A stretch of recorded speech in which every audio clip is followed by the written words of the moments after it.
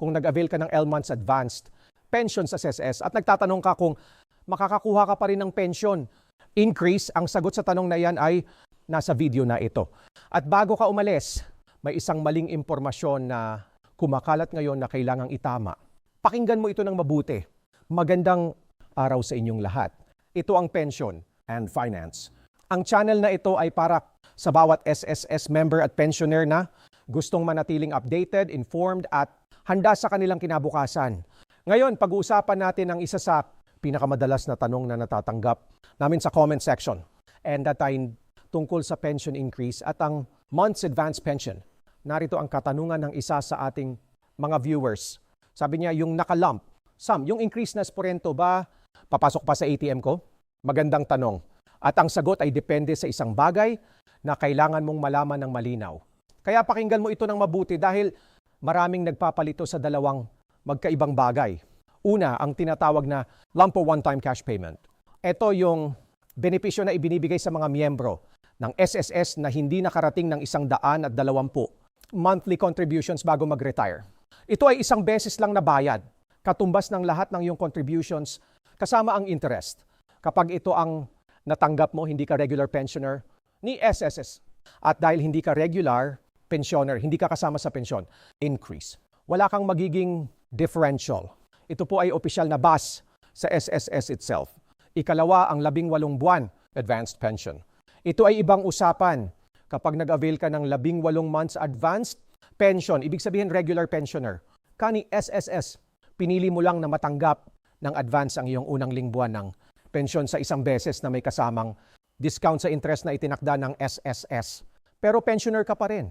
At bilang isang regular pensioner, kasama ka sa pension increase. Meron kang tinatawag na differential. Ngayon, ano nga ba itong differential? Ang differential ay ang kabuuang halaga ng pension increase na dapat ay natanggap mo sa mga buwang nalampasan sa panahon na ikaw ay nakaisa months advance pension pa. Halimbawa, nag-avail ka ng L months advanced pension at sa kalagitnaan ng iyong advance period, dumating ang pension increase. Hindi mo natatanggap ang monthly pension sa mga buwang iyon kasi advance mo na siya. Pero ang increase na yon hindi nawawala. Babayaran sa yon.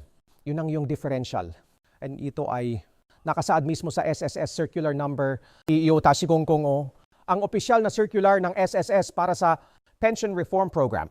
Makikita mo yon sa SSS website mismo. I-search mo lang sa Google ang SSS Circular 225-005 at mahahanap mo ito. Para sa mga gustong mag-double check, ito ay na-update din. NGSSS Circular 226-002 na sumasaklaw pa rin sa parehong provisions para sa mga pensioners. Nakalagay sa circular na yon ang 3 kategorya ng mga pensioner na tatanggap ng differential. Una, yung mga pensioner na ang benefit claim ay nasa process pa or pending pa. Ibig sabihin, nag-retire ka na pero hindi pa naaprubahan ng SSS ang iyong retirement application. Hindi ka pa nakakatanggap ng pensyon kapag dumating ang increase at meron kang buwan na natamaan kasama ka pa rin, ang differential mo ay babasihan sa iyong date of retirement o date of contingency. Hindi sa petsa kung kailan binigay ng SSS ang iyong advanced pension. Ikalawa, ang mga nag-avail ng month's advanced pension. Tulad ng sabi ko kanina, kasama kayo. Ang mga buwan na natamaan ng increase habang naka-advance, pension kayo, ibibigay iyon sa inyo bilang differential.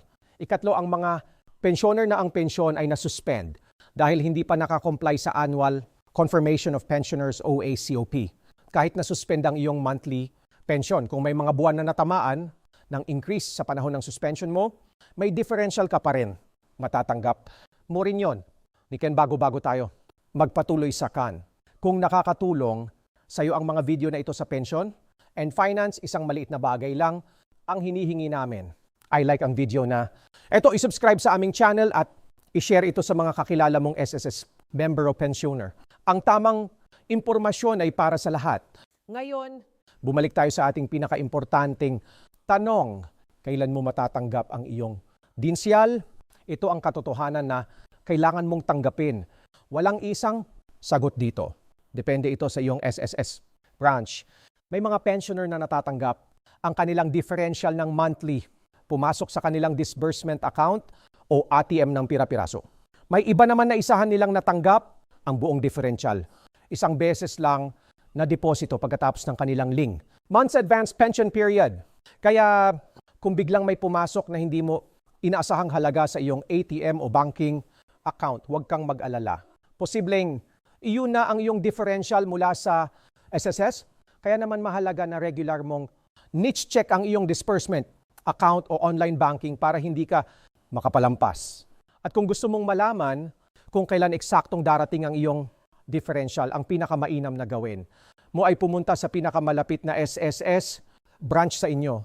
Itanong mo doon kung kailan mo matatanggap ang iyong differential at kung anong paraan ibibigay iyon sa iyo, monthly o isahan.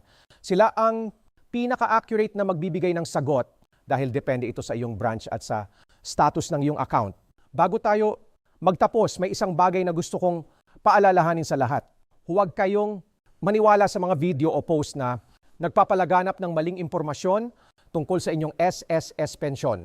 Kapag may nagsabi sa inyo na ang mga nag-months advance pension ay hindi kasama sa increase, iyan ay mali. Iyan ay hindi batay sa opisyal na circular ng SSS. Ang tamang paraan ay laging bumalik sa pinagmumulan niyang SSS mismo.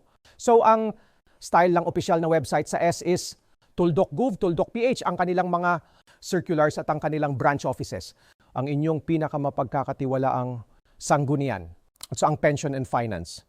Narito kami para tiyakin na may tamang kaalaman kayo tungkol sa inyong mga benepisyo.